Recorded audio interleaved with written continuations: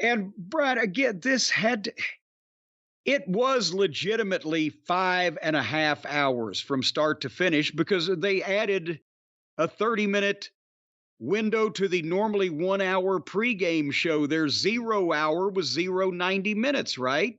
They said they started at 6:30 Eastern. I didn't I didn't watch the realize whole that. goddamn thing. I started watching, or at least having it on the TV at 7, going in and out until the main show. I didn't know it started at 6:30.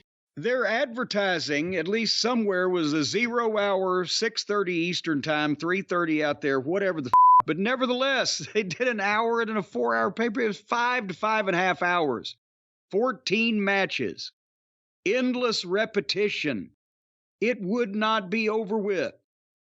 And when they, on about 3 different occasions, they had a really good match or something going that was just swell, and they didn't know when to leave well enough alone and had to go too far.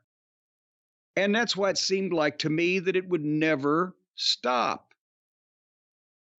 And I wanted to see and did watch Josh Barnett and Claudio Castagnoli on the 0 hour, the match that they announced and added the night before on Collision. Apparently, I guess because it's Josh Barnett's hometown too, he just drove down and wanted to do something, I guess, is how that got put together.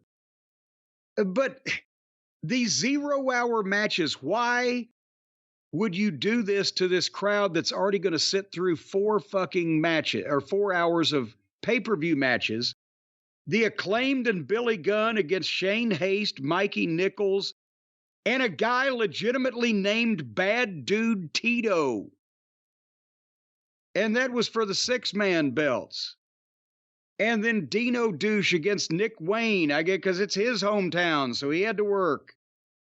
And again, Booker of the Year, Shane Taylor, Lee Moriarty, Diamante, and Mercedes Martinez against Satoshi Kojima, Keith Lee, Athena, and Billy Starks in an 8-person and mixed man and person and woman match or whatever. And then in the middle of all this is poor Josh Barnett and Claudio Castagnoli. And they worked a grappling match legitimately.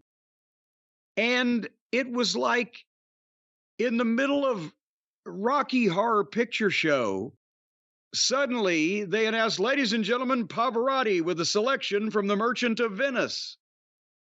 It was as far away from what this crowd would have come to see as anything you could possibly imagine. And they were respectful to it because it was Claudio. And I guess they're smart enough to know that Barnett is somebody.